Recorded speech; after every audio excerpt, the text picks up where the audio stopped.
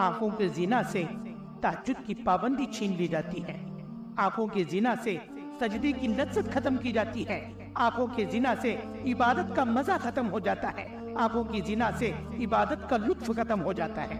آج اکثر جوانوں کو کہتے ہوئے سنا کہ ہمیں جو ہے نماز پڑھنے کے اندر مزہ نہیں آتا، ہمیں عبادت کے اندر مزہ نہیں آتا، دنیا داری کرنے کے اندر فحش باتوں میں بہت مزہ آتا ہے، لیکن نماز پڑھنے کے اندر مزہ نہیں آتا۔ کیسے آئے گا کہ تو آنکھوں سے زنا جو کر رہا ہے۔ الحمدللہ رب العالمین، الصلاة والسلام علی سید المرسلین وعلی آلہ واصحابہ اجمعین، اما بعد فقد قال اللہ تبارک و تعالی فی القرآن المجید والفرقان الحمید، فاعوذ باللہ من الشیطان الرجیم، بسم اللہ الرحمن الرحیم، لئن شکرتم لأزیدنکم ولئن کفرتم ان عذابی لشدید، صدق اللہ مولانا العظیم۔ محترم و مکرم عزیز دینی بھائیوں، کلام اللہ شریف کی ایک آیت پڑھی گئی جس کے اندر اللہ تبارک و تعالیٰ کی نعمتوں کے شکر گزاری کے بارے میں اور نعمتوں کے ناقدری کے بارے میں بتایا گیا۔ اللہ تعالیٰ کی بہت ساری نعمتیں آدمی کے پاس ہیں، بہت ساری نعمتیں، ان گنت نعمتیں، جس کی کوئی گنتی اور جس کا کوئی حساب نہیں ہے، اتنی اللہ کی نعمتیں آدمی کے پاس ہے۔ آدمی ایک لمحہ بھی کسی نعمت کا انکار نہیں کر سکتا، ایک نعمت کا انکار کرے گا دوسرا سامنے آ جائے گا، دوسرے کا انکار تو تیسرا، تیسرے کا تو چوتھا، ایسے کروڑوں نعمتیں اللہ کی جو ہے بندوں پر ہیں۔ اور اگر آدمی خود پر ہی غور کرے گا کہ مجھے میرے اللہ نے کیسے بنایا، کہ میرا سر، میرے سر کے بال، میرے کان، میری ناک، میرا آنکھ، میری دانت، میری زبان، میرا سینہ، میرا بدن، میرا پیٹ، میرے چلنے کی طاقت اور میرے بولنے کی طاقت، میرے سننے کی طاقت، میرے سننے کی طاقت، میرے سوچنے کی طاقت، تو آدمی کو اللہ کی معرفت خود میں سمجھ میں آ جائے گی کہ آدمی کو اللہ نے کیسے بنایا، مجھے اللہ نے کیسے بنایا۔ تو ان ساری نعمتوں میں سے ایک نعمت ہے اللہ کی آنکھ، بہت قیمتی نعمت ہے۔ آج ہمارے پاس ہے، ہم دیکھ سکتے ہیں، دیکھ کر سمجھ سکتے ہیں، تو ہمیں اس نعمت کی قدر نہیں ہے۔ اس لیے ہم اس نعمت کا غلط استعمال کر رہے ہیں۔ جن کو اللہ نے اس نعمت سے دور رکھا ہو، جن کے آنکھوں کی روشنی چھین لی ہو، تو ان سے جا کر پوچھو کہ یہ آنکھ کی کتنی بڑی نعمت ہے، کتنی بڑی نعمت ہے اللہ۔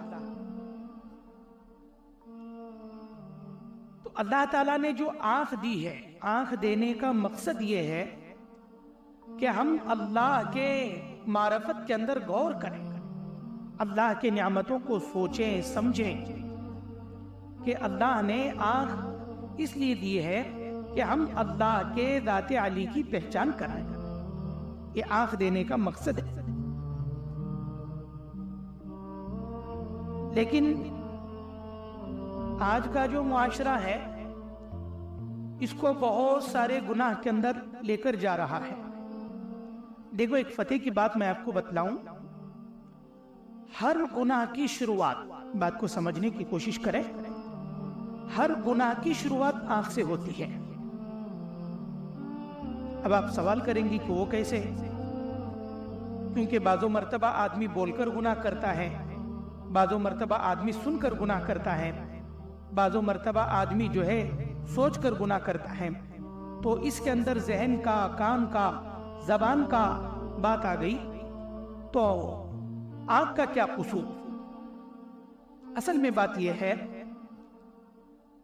کہ کوئی گناہ کرنے سے پہلے سیدھا دل گناہ نہیں کرتا، سیدھا زبان گناہ نہیں کرتی، سیدھے کام گناہ نہیں کرتے. سب سے پہلے وہ چیز کو آنکھ دیکھتی ہے.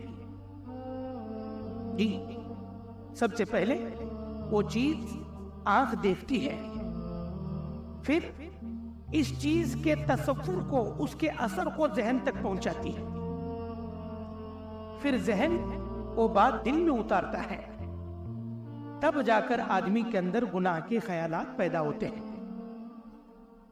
ہم سمجھتے ہیں کہ اس طرح سے نہیں ہو سکتا، تو جتنے بھی بڑوں سے بد نظری کے تعلق سے، کہ آنکھوں سے گناہ کے تعلق سے، آنکھوں کا بھی زنا ہوتا ہے. جی، صرف شرمگاہ کا زنا نہیں ہے، آنکھوں کا بھی زنا ہے، کانوں کا بھی زنا ہے، زبان کا بھی زنا ہے، ذہن کا بھی زنا ہے. تو آج ہم کو بات کرنا ہے آنکھوں کے زنا کے تعلق سے، کہ آدمی آنکھوں سے زنا کیسے کرتا ہے. آنکھوں سے بے حیائی کے باتوں کو دیکھنا، آنکھوں سے زنا کا دیکھنا، اور نامحرم کو دیکھنا، اور اپنے دل کے اندر شہوتوں کو جاگ اٹھانا، یہ آنکھوں کا زنا ہے. اس کے اندر بہت ڈرنے کی ضرورت ہے، بہت ڈرنے کی ضرورت ہے. آدمی جو ہے بعض مرتبہ گناہ کرنے کے لیے اکیلا ہوتا ہے، اکیلا بیٹھتا ہے، کہ وہ سارے دروازے بند کرتا ہے، وہ ساری کھڑکیاں بند کرتا ہے، جتنا ہو سکے اندھیرا کرنے کی کوشش کرتا ہے تاکہ مجھے کوئی نہ دیکھے. اور جب زنا کرتا ہوتا ہے، آنکھوں سے کوئی غلط بات دیکھتا ہے، کوئی غلط حرکت کرتا ہوتا ہے، کوئی غلط کام کرتا ہوتا ہے، تو وہ اس بات کا اندازہ لگاتا ہے کہ مجھے کوئی نہیں دیکھ رہا ہے. لیکن میرے عزیزوں، ایک ذات ہے جو ہمیں بارہا دیکھ رہی ہے، جس کی نگاہ ہم پر ہمیشہ ٹکی ہوئی ہے، ہمارے ذرے ذرے سے وہ واقف ہے. وہ ذات اللہ کی ہے. اللہ تبارک و تعالیٰ فرماتے ہیں، میرے بندے، گناہ کرنے کے لیے تو نے دنیا سے تو پردہ کر لیا، میری آنکھ سے کیسا پردہ کرے گا؟ کیا تو مجھے اتنا کمزور سمجھتا ہے کہ دنیا داروں سے تو پردہ کر لیا، کیا میری ذات کا تجھے خیال نہیں آیا؟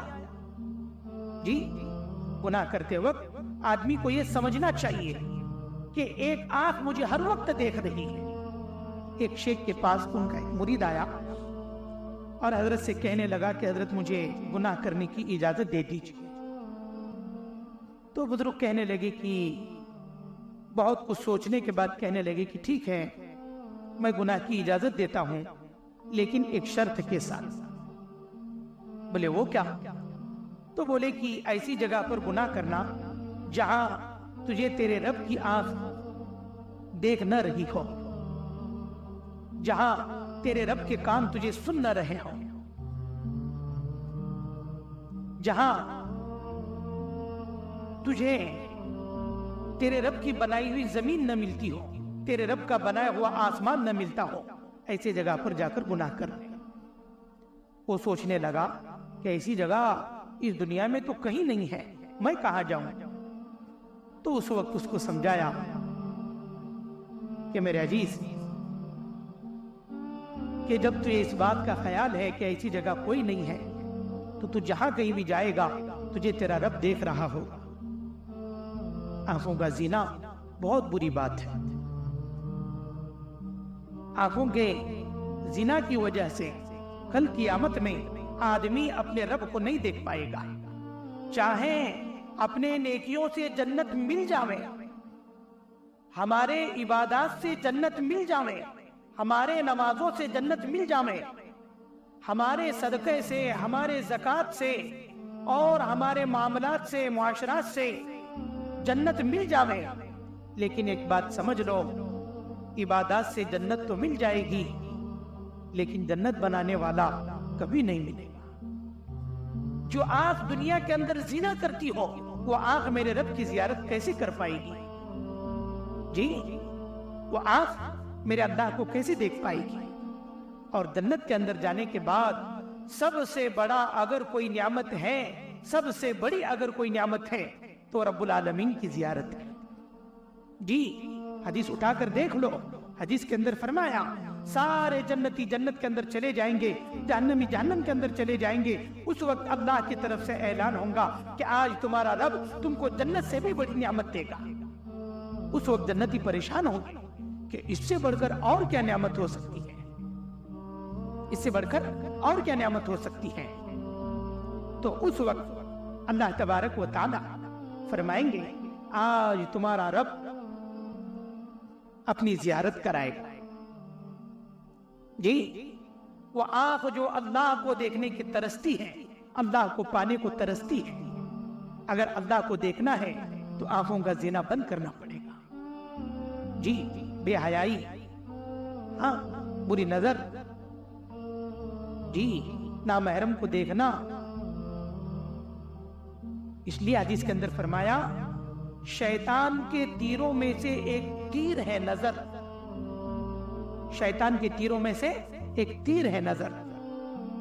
जी इसलिए आंखों के गुनाह से बचना, आंखों के जिना से बचना बहुत जरूरी है, बहुत लाजमी है। हदीस पाक में आता है कब्र के अंदर जाने के बाद अल्लाह के नबी सल्लल्लाहु अलैहि वसल्लम के चेहरे अनवर की जियारत की जाएगी, कराई जाएगी।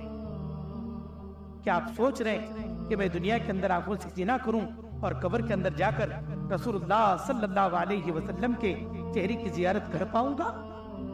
क्या मैं कभी सोचे हैं क्या मैं अल्लाह के नबी का चेहरा देख पाऊंगा? मेरे अजीजों, अगर हम ये सारी चीजें देखना चाहते हैं तो इसके लिए हमें तकवा हासिल करना पड़ेगा। जी आंखों के जीना से तहज्जुद की पाबंदी छीन ली जाती है, आंखों के जीना से सजदे की लज्जत खत्म की जाती है, आंखों के जीना से इबादत का मजा खत्म हो जाता है, आंखों की जीना से इबादत का लुत्फ खत्म हो जाता है। आज अक्सर जवानों को कहते हुए सुना कि हमें जो है नमाज पढ़ने के अंदर मजा नहीं आता, हमें इबादत के अंदर मजा नहीं आता, दुनियादारी करने के अंदर फहाश बातों में बहुत मजा आता है, लेकिन नमाज पढ़ने के अंदर मजा नहीं आता। कैसे आएगा कि तू आंखों से जिना जो कर रहा है। आखिरी बात मैं आपको बतला रहा हूं, सबसे बड़ी बात, सबसे बड़ा नुकसान आंखों के जिना का, ये बात पल्ले बांध ले कि आंखों का जिना करने से आदमी को कभी भी विलायत नसीब नहीं होती। ये बात समझ ले, आंखों के जिना की वजह से आदमी को कभी भी विलायत नसीब नहीं होती, अल्लाह का कुर्ब नसीब नहीं होता और आदमी कभी भी अल्लाह के नजदीक नहीं जा सकता। ये आंखों के गुनाह की सजा है। जी यहाँ कुछ मामला नहीं होगा, यहाँ कुछ मामला नहीं होगा, यहाँ तू जिना कर, आंखों से कर, कान से कर, यहाँ तेरी कोई पकड़ नहीं होगी। लेकिन क़यामत का एक होलनाक मंजर भी है, वो हम होलनाक मंजर को कभी ना भूलें। इसी पर इंशाअल्लाह आगे बात की जाएगी कि आंखों के बचने से हमको, आंखों के जिना से बचने से हमको क्या फायदा होता है और आंखों का जिना करने से हमें क्या नुकसान होता है। इंशाअल्लाह आगे का जो हिस्सा बनेगा वो इसी पर बनेगा। तब तक के लिए आज का यह हमारा सबक है कि हम आंखों के जिना से बचते रहें, बार बार अल्लाह के बारगाह के अंदर ये दुआ करते रहें कि बारिक ताला मुझे आंखों के जिना से बचा दे। जब आंखों का जिना खत्म हो जाएगा तो एक इबादत के अंदर मजा पैदा होगा, फिर अल्लाह के नाम की एक लज्जत पैदा होगी, फिर आदमी के लिए अल्लाह के नाम लेने के अंदर एक आसानियां पैदा होंगी, अल्लाह के ज़ात से एक मोहब्बत पैदा होंगी। अल्लाह ताला से दुआ है अल्लाह ताला हम सबों को सही बात पर अमल करने की, सोचने की और समझने की तौफीक अता फरमाए। व आखिर दावाना अनिल हम्दुलिल्लाहि रब्बिल आलमीन।